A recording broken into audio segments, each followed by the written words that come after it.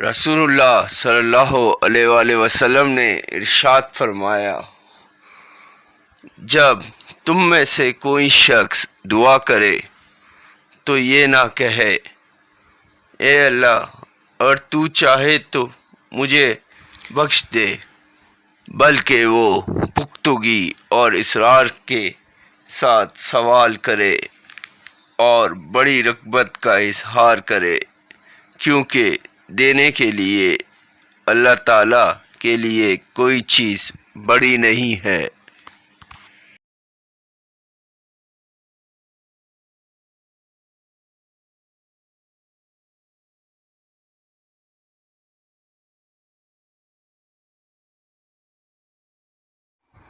اگر ہماری ویڈیو پسند آئی ہے تو لائک کریں، چینل کو سبسکرائب کریں اور شیئر کریں۔ شکریہ۔ السلام علیکم۔